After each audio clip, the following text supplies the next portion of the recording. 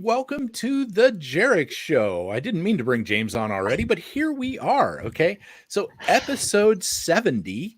Here's the deal. Javad is out this week, so we've moved in James. I had to pick someone with a J name, so it continued to be the Jerich Show. Only instead of Javad and Eric, it's now James and Eric. So episode 70. This is our second time going live. I know we've been doing this for a long time. We've got 3 followers now, so yeah, hopefully.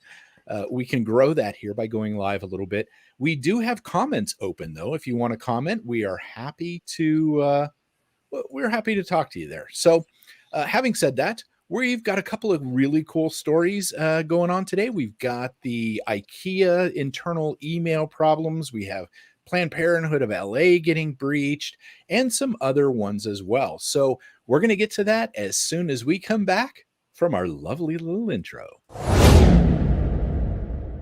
Welcome to The Jerich Show, featuring your hosts, Javad Malik and Eric Crone. Timely topics, poorly presented. Well, all right, everybody. I'd still love that intro. I really do. Those pictures Awesome. were fun. So today, as I mentioned, we got some pretty cool stuff going on. James is our co-host here. Please be sure to comment if you feel the need to. We're happy to talk about it. James, is there anything you want to say or mention before we get started with the fun? I'm really, really sad that Javad wasn't in the office and we didn't get to see him this week. It was really depressing, but who am I kidding? It's been awesome this week. And I'm so excited to be here working with you on the Jerich Show. Yeah, totally. I'm kind of with you on that. Good times. It is what it is. But all right, having said that, let's go ahead. Let's move straight into the fun here. Let's talk about our first story here. This is Ikea hit by email reply chain cyber attack. So this happened on Black Friday. God, oh man, my brain is so shot. I need some more of this today. So Black Friday, Ikea gets hit by this thing, the email reply chain cyber attack. I love the names that they have for some of these things now. But basically what happened is somebody got into their email system, into a legitimate account, and started sending emails to other employees with links and things like that. And then they were taking over other accounts and doing this. This is all happening within within a little while here. In Ikea on Black Friday, which of course is madness anyways. So this is kind of an example of the phishing emails they do. And we've talked about this in the past. When somebody gets into an email account, it's a pretty ugly thing when it's a legitimate account. Don't you think, James? Definitely. One of the things that I know I talk about in conversations with organizations and people, there's always 3 questions I like to ask myself when it comes to these kind of emails, especially even internal ones, because, a lot of the time people think, oh, I don't have anything the cyber criminals would want. They can have my pictures, and it's not the pictures. It's not your data. It might be, but a lot of the time it's your trusted connections. It's because you've got people that you're connected with, family, friends, coworkers.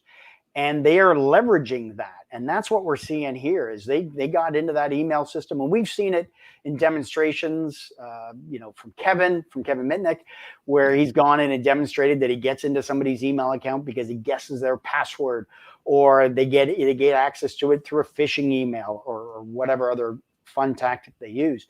And they're leveraging that trusted connection they have. And so they can send that out and people go, oh, check out this video I think I saw you in, and that level of curiosity, that emotional lure is what gets people in. They're like, I'm in a video, I got to check this out. Click. And lo and behold, they end up falling victim to that attack as well. Yeah, I've been seeing a lot of stuff in Facebook lately, actually through my friend circle on Facebook, where people, we always have those lookalike accounts. And so half the time people say, I've been hacked. And, they haven't, right? It's just, it's some sort of I don't know. It's some sort of other stuff, basically. But ultimately, when it's said and done, what you find out is it was just a fake. That's all. Yep. So what we end up doing then is, you just tell people, hey, be careful, this wasn't me. In these cases, though, it actually looks like their real accounts are taken over. And what's happening is they're getting those messages, and a lot of them are just, look what I found, and it's a link. And people click on that. I've probably seen it in the last 2 weeks. I've probably seen it with 4 or 5 people I know. The interesting part is they don't seem to be smart enough to change the password or the recovery information, because the people are able to get back into their accounts, which in my experience is kind of a rarity in these sorts of things. One of the first things they tend to do is change the password so the legitimate owner can't get in there, along with the email address, so they can't take it back over. Right. So, oh dear Lord. Oh, yeah. Look. Did you miss me, guys? God, man. And he's got This is admin what rights, happens when you do it live. I told you we should have recorded it, and he wouldn't have been able to do this. We could have edited him out. Yeah, now we can't. Yeah, the crap part is he's got. Well, these two are just like you flapping their mouths. Welcome, everybody, to the Jerich Show. I am your host, Javad Malik, and alongside me today is Eric Crone, and we have special guest, our very own James McQuiggan. Thank you, and welcome to the show, fellas. God, you're like the bad rash you've been fighting. We just can't get rid of you. I literally just done the school run. It's my day off today. And I got back and I got this notification that the studio is live. And I thought, okay. I told you, Eric, we were just talking about changing passwords. I think somebody forgot to change the password. Yeah, exactly. Oh, geez. Well, there goes the neighborhood. Well, it is relatively nice to have you on here, Javad. I guess we'll go with that. As you may or may not have seen, I don't know if you've been watching, but we've been going through some of the stories here. The first one being the Ikea internal email issue, where everybody was emailing each other within there. And you know what? I was thinking how much I missed you, because I was about to bring up one of my army stories. Only this wasn't an attack like that. This was an internal or a reply to thing. We had helped roll out Exchange to the Army across North America. And the engineers apparently hadn't gotten all the permissions correct. So somebody in one of the post camper stations sent an email to everybody. Now they thought it was everybody on their post camper station, and it said, if your vehicle is parked next to this building, you need to move it or it's going to be towed. Well, they sent it to the Army.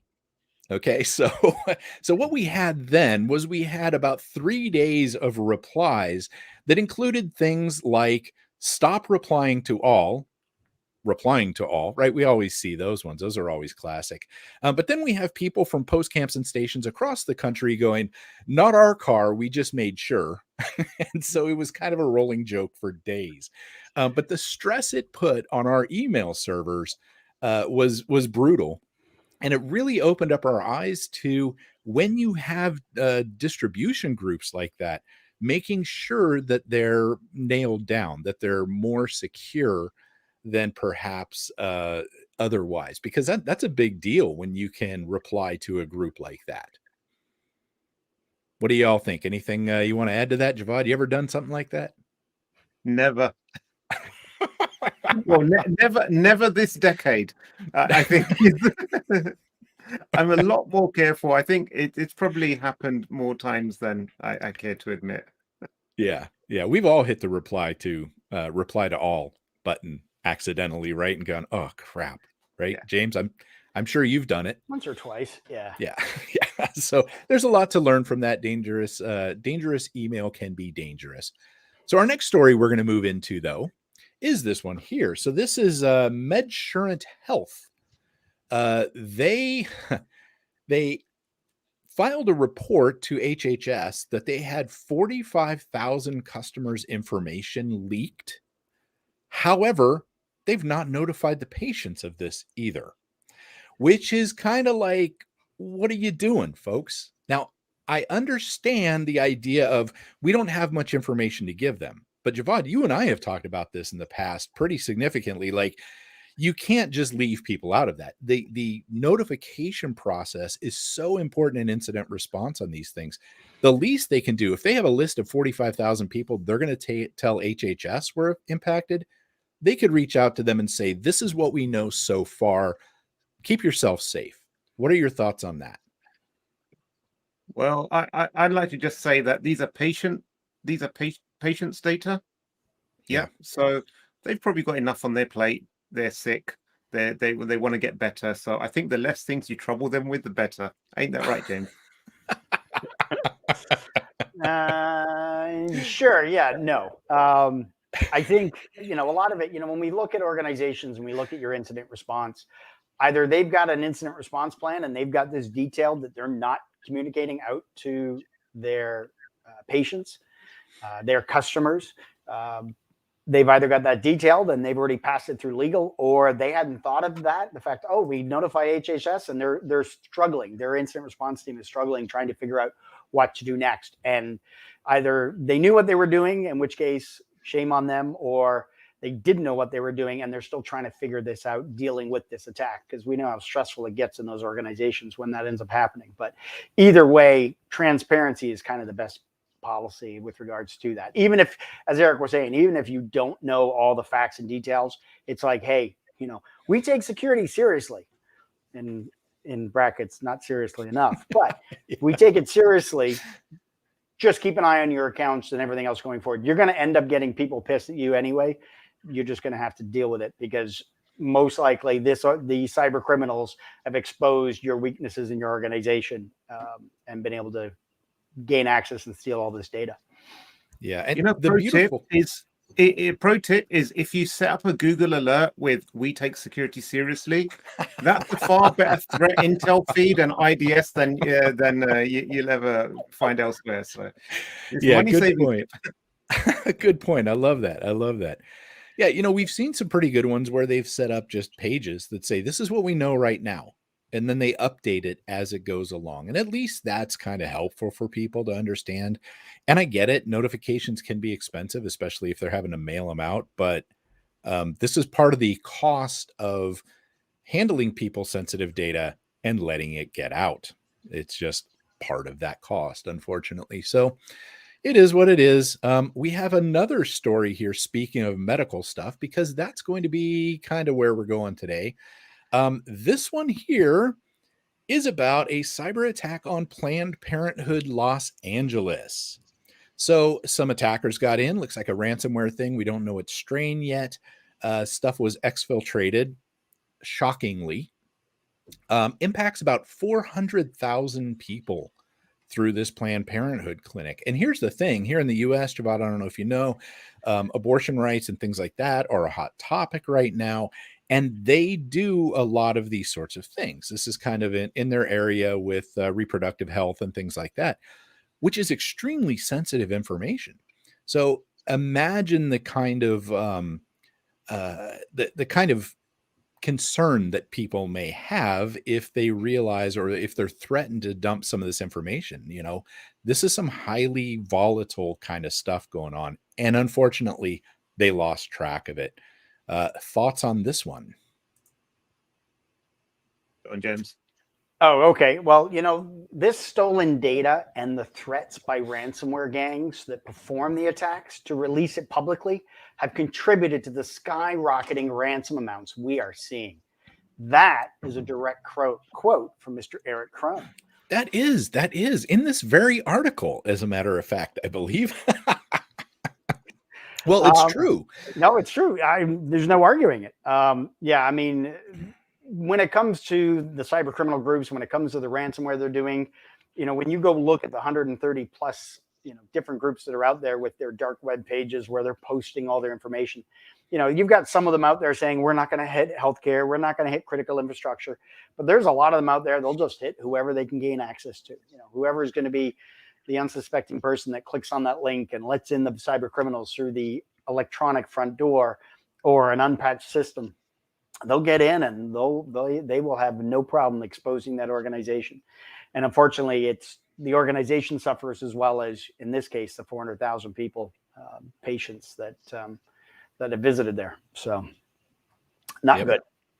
Not good indeed. Not good. I think what James said. That summed it up. Yeah.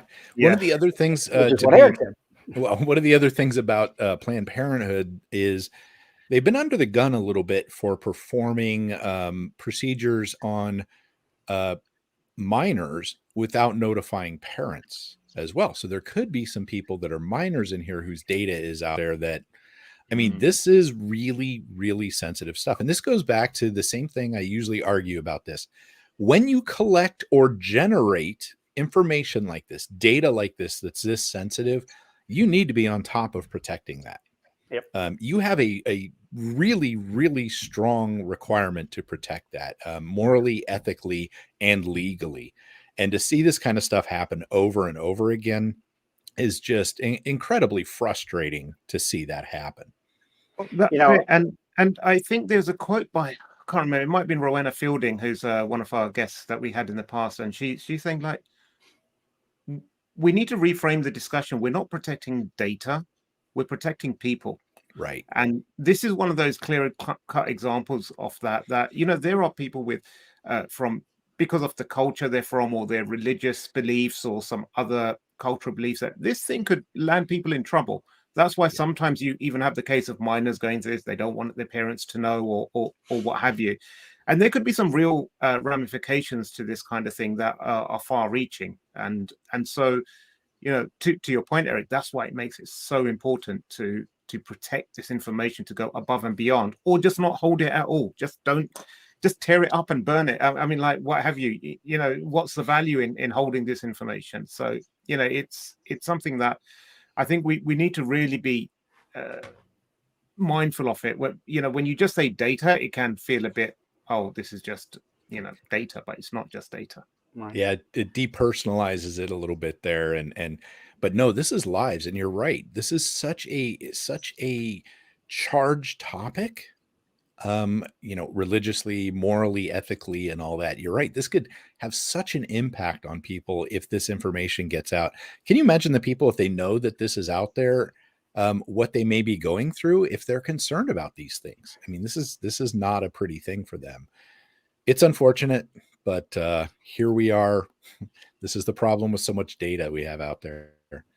So I want to move on to my last. It's not really a story, but something I'm really excited about. And guess what? It's got yours truly in here as well. That's right, folks. I am now an ILF ambassador. ILF, in case you don't know, we've talked about that. That's Innocent Lives Foundation. The Innocent Lives Foundation is such a cool organization. This is what they do. They actually go out and they hunt down child predators. So law enforcement will come to them and say, hey, we got some people that are doing predatory behaviors. They're after somebody.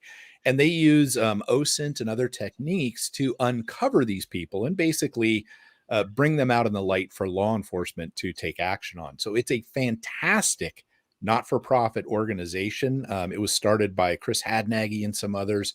Fantastic people. I mean, I've known them for a while.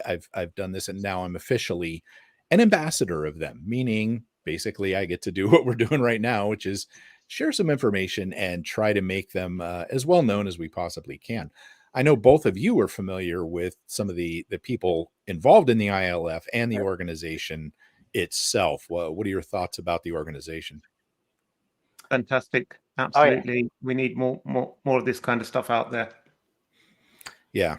And these are all people. I mean, some of them are they're being paid for their stuff. I mean, this is a serious organization, but they can only do as much as they can afford to keep people on payroll. And since they're basically donation driven, anything that people can do to help this organization is great in my mind. James, you're familiar with them too, right?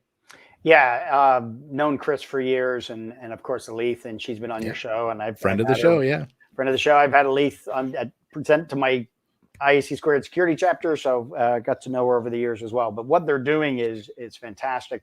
I remember early on conversations with Chris where what we don't realize is when you've got law enforcement people that are having to look at the images of young children in unfortunate positions that are, sexual positions, whatever, it's disgusting in itself. And when they have to go through for evidence bases and research and looking for stuff, it just messes with your mind in ways. And one of the things that Chris did, if I remember correctly, is blurring technology over the sensitive areas. So it desensitized it a little bit so that they were still able to go through it.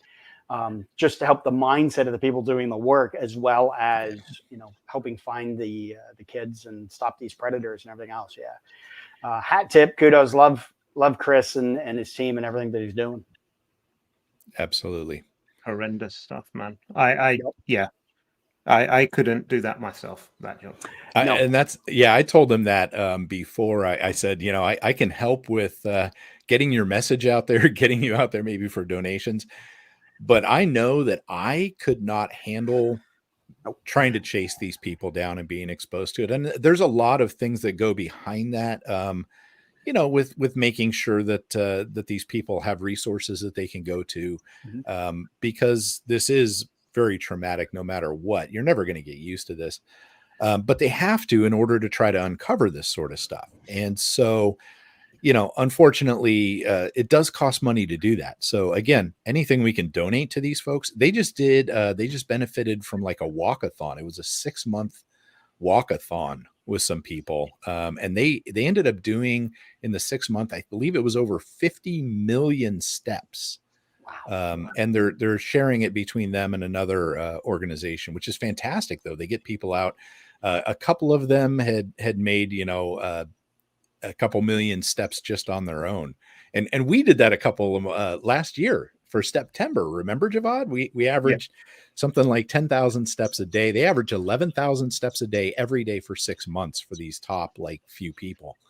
But we ended up winning our little work one doing that. And that was so much work just getting that done. Can you imagine? I mean, putting in 20 million steps for 6 months. Those are some dedicated people behind this. There are. So Javad, I think I saw that you may have wanted to show something here as you used your awesome technical skills to accidentally bring it up in front of everybody. So what do you got, Javad? So I thought I'd end on a slightly better note. So you may remember back in March, Ubiquiti networks, the providers of Unify and all that, very expensive, too expensive for me, Wi-Fi stuff but apparently it works really well. So they had a breach apparently back in March, and it was big news. Krebs covered it and what have you. Yeah. And there's an interesting twist to this plot. So I mean, if you search for it, it's everywhere. But they got hit with data was breached from AWS and some of their GitHub. It was actually an insider who was doing that. Yeah. So they called him in to say, hey, we've got this problem. Can you help? So he proceeded then to ransomware the organization and asked them to pay ransom. Ubiquiti didn't pay. They didn't want to play ball. So they called law enforcement. So the undoing of the insider was that he used Surfshark as a VPN to hide where he's coming from. And there was an outage at Surfshark for a temporary period, and that revealed his real IP address. And where he went wrong, he actually paid for Surfshark using his own personal PayPal account. It went back to him. Knowing that he was then rumbled, he then posed as a whistleblower and went to Krebs and other reporters and saying, there's this big issue with Ubiquiti. You need to cover it. They've lost a lot of data. They've been ransomwared. It's all a mess. And as a result, actually, Ubiquiti, I think they lost about 2 billion in share value as a result of the incident. Yeah. So, we talk about ransomware and double extortion, triple extortion, and that kind of thing. I think this is insider threat, double extortion, triple extortion, where you steal the data. So you've got their IP. You then proceed to ransomware them, which is a big issue for the company. And then you leak the story to the media that bring down the share price. So that's a third hit the company's taken. So I thought it was a really scary look at what insider threats can look like when they are perpetrated by a very determined attacker. So the lesson of the story here is use a VPN that doesn't have outages, and don't pay with your PayPal account. Use like a virtual credit card and mask it. Well, this is like why PIA and those, private internet access take gift cards and such, like Amazon gift cards as payment, right? Proton VPN. I remember this, Javad, because I remember the coverage wasn't exactly favorable in Ubiquiti's case. They really were coming down on Ubiquiti quite a bit. I don't know if we were part of that. I really don't remember, but all things that were released out there and that were shown made it look like Ubiquiti had really, really screwed up. And so this is one where if we did say bad things, sorry about that, Ubiquiti. Obviously, more things have come to light, but it is interesting and it does show how much power an insider can have within an organization to really damage it. Now, I've seen insiders do things like try to steal databases on their way out the door as a salesperson or something like that. Like they're trying to grab all that kind of stuff on the way out so they have these leads next time. I've seen stuff like that happen quite a bit in places that I've been. This level of things kind of reminds me of that Tesla story where they came after the guy and tried to get him to plug the USB drive in and ransomware Tesla. He turned him over to law enforcement, et cetera, et cetera. But insider threat, stuff like this is still a real issue out there. And we need to remember that. That's right. Oh, That's right. And yeah, go on, James. No, I was agreeing because we've also seen where you've got cyber criminals reaching out to employees that are disgruntled and not enjoying where they're working. And how are they finding out? Social media, Reddit, LinkedIn, they're posting, can't stand working for this company or whatever. And then for the cyber criminal, hey, there's a prime target. Let's go after them. Hey, load this ransomware on the system, run this program, and then whatever money we get, we'll give you half, or we'll give you $100,000 or $1 million or whatever. So yeah, it's very much a considerable threat to consider within the organizations. Yes. And just going back to a comment you made about whether we were unfavorable towards Ubiquiti, if we were, it was perfectly justified. So I'm not apologizing for nothing. But I think what it does show is that, unlike the court of law, where the onus is on the prosecution to prove beyond reasonable doubt that the person did what they're accusing them of doing, we find that in data breaches, that isn't an established framework. If I say, hey, I've hacked into Eric's home network and I now have all of his files, people are going to more likely believe me and say, well, Eric, now it's up to you to prove that it didn't happen. And proving a negative is really hard. So I think on one hand, the media and us, I suppose, in that category need to, give people more benefit of the doubt when something happens. But then I think organizations need to meet journalists halfway and be a bit more transparent in like, well, okay, someone's just claiming that they have, we are doing an investigation, we're looking into this, that, the other. But that's another way that you can actually waste a lot of time, resources for an organization just falsely claiming, and then they have to run around trying to defend themselves and what have you. So I think it's a real mess of a situation. Yeah. When I was at ISC Squared years ago, when I was the director of member relations and services back there, we had an issue happen. I think we were all at RSA, as a matter of fact, where a story got dropped that people could go into our system and falsely set their invoice for their AMFs, their annual fees, to zero, and do that through some manipulation of the URL. And what was interesting about that is I was on the backside of that, and this was one that Krebs covered as well. We actually showed to Krebs or sent this thing going, no, all that does is change what's displayed in a generated PDF, but the back end of the system rejects it. It says, no, you can't pay a $0 AMF. Try again. So all it did is change what was displayed. That was actually never published by Krebs. It was all about, this security organization can be fooled like this, when truly it wasn't actually the truth. So, it kind of goes both ways. I know that we reached out and said, no, this is actually just, and we're right. We changed how we handled the URLs, did some encryption on the URL. But ultimately there was no way to switch that into being, something that fooled the system into paying your AMFs for zero. But the media character that was doing this at the time paid no attention to that and just let it go, which I thought was kind of frustrating. So there's several parts to this that can all work together depending on who wants clicks or who wants a good story, honestly. And that's where a lot of it comes down to. It's like, who's benefiting from a particular narrative or a particular thing. It's something that it's that old one, isn't it? It's view source code, change the values in that, reload your browser, and oh look, all of this stuff. My cart is full of like a Ferrari and Lambo, and I don't only paying like shipping fees or something.